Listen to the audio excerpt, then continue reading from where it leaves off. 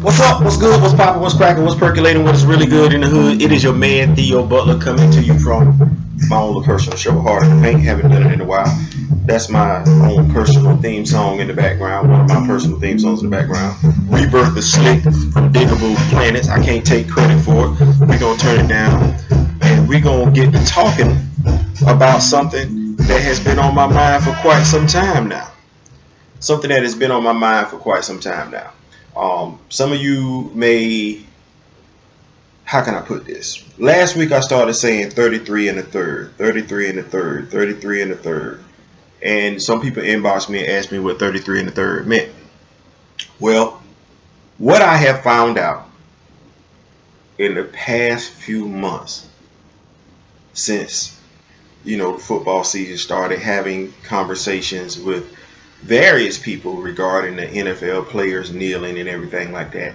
33 and a third has taken on a significant number for me. And I'll tell you exactly what that means. 33 and a third means that I'm reluctant to have conversations anymore with Caucasian people regarding racism. And here's why. If we divide them up into thirds, and trust me, there are some good people out there, there's some bad people out there, so in no shape, form, or fashion is this an indictment on all of Caucasian America, European Americans, white Americans, whatever you want to call them. It's really just being real and being honest about the situation. So 99.9% of Caucasian Americans, it's basically 100, you can round it up as 100.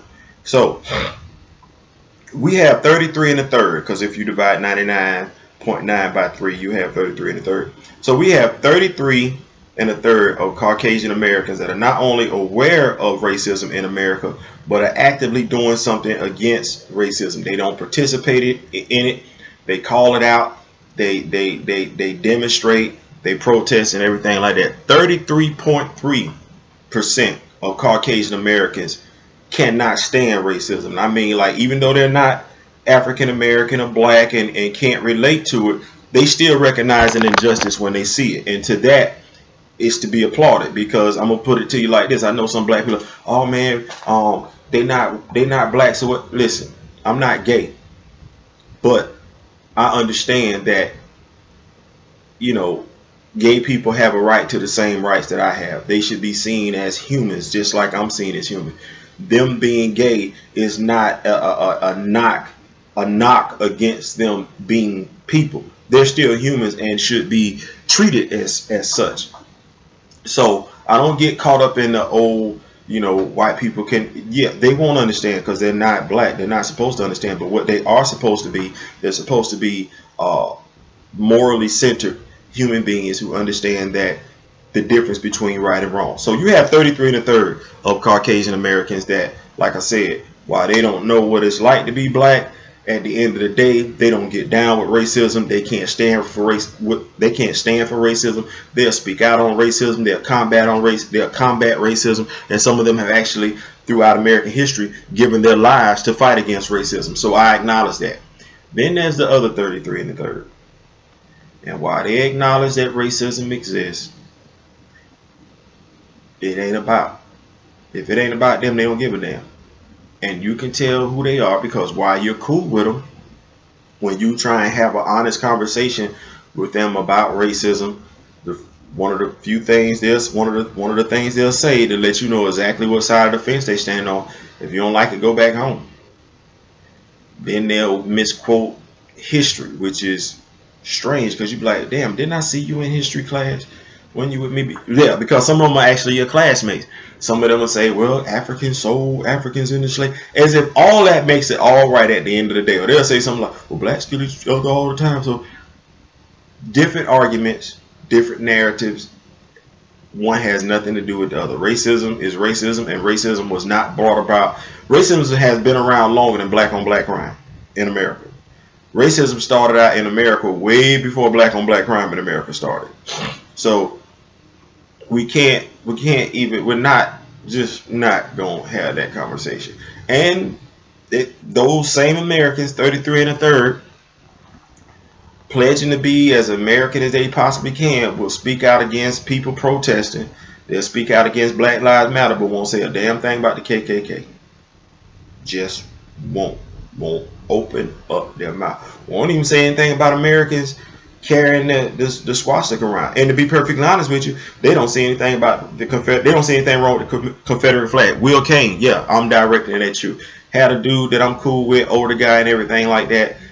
I put up a post on Facebook where I had the Confederate flag, the swastika, and the Isis flag, and I was like, since Americans don't see anything wrong with these two flags, we might as well start claiming the other flag. He said only one flag out the three was American, and he was talking about the Confederate flag. See, that's part of the problem. The 33 and the 3rd, they know racism exists, they know it's out there, but it doesn't pertain to them, so they'll tell you quickly just to get over it. Even though they have no problem with Confederate monuments, the Confederate flag, they'll tell you quickly you just need to get over racism and just focus on your own stuff. Those are the lost people, and I don't even talk to them, because damn it, if you went to high school and you went to college and you still walking around with Neanderthal beliefs that aren't substantiated by anything, not even fact, the hell am I wasting my time talking to you for? The only thing you really want from me is just to show up at work, smile in your face, ask you how your family doing, and go about your business. Damn what I got going on as soon as I swipe and go home after work. It is what it is. Then you have the last 33 and the 3rd. And the last 33 and the 3rd of Caucasian Americans are just racist. Participating racist. Actively racist. You know, you walk in the office at wherever you work at, they don't really want to talk to you. You come in every morning and you know the person, you know it's a dislike that has nothing to do with your job performance or your choice of clothing or the way you smell. This person really just ain't got 2 words for you. Yeah. You know they racist. And 9 times out of 10, they ain't got nothing good to say about nobody black. And even then it's condescension. Oh yeah, that's a good old boy. We sure can play basketball. Just like the chief, the fire chief in Pittsburgh, who Ben Roethlisberger still has as of yet to come out and say anything about, who said that Mike Tomlin was you can add Mike Tomlin to the list of no good niggas. I'm pretty sure he doesn't have any white friends. Come on, I'm gonna say any black friends. Come on, you can't, because he's got a list. He's got a list of good niggas and a list of no good niggas.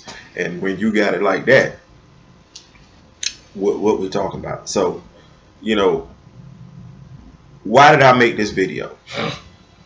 It's because honestly, I see several of y'all, black, white, Latino, Asian, going back and forth with people about racism, the players kneeling, and they just stop. Not gonna change their mind. Their mind are made up. Even though you have historical evidence on your side and you actually have facts on your side, they really don't care. And it's sad to say, that's 2/3 of Caucasian America that really just don't give a damn whatsoever about racism. So why talk to them? You come out better directing your energies in a way that's going to affect change, because talking to these people is not going to affect change. You can't change them. The only thing that can change them is if they are actually put into that situation, and they'll do everything they can to be put in this situation. But I find it ironic that Sean Spencer can have can have white supremacy speech, white nationalist speech, which is all about white superiority. That's what that is. He can have these speeches on campus, sue to have these speeches on campus, and the presidents at these campuses, to keep their universities from being sued, have to let him speak. Have to let him speak. And I don't hear, I don't see, I don't read any people that are angry at the kneeling that is taking place on football game. I don't hear them speaking out against his appearances. So in essence, what does that tell me? It's a very clear-cut statement. You can say whatever you want to say in this country if you are white. You can even speak hate-filled rhetoric if you are white. But if you are not white and you speak out against social injustice, or you speak out just about having the same equal rights is Caucasian Americans have, Caucasian Americans will have a problem with you. They really, really will. And to Will Kane on ESPN, you're an attorney. You, sir, fall into the second tier of the 33 1/3. That's my time. I'm out. Peace. Oh, can I hit y'all with my thing music? Hit y'all with my thing music before we go. You know I gotta have it. No, I got to do that. Here we go. My theme music come on back again. There we go.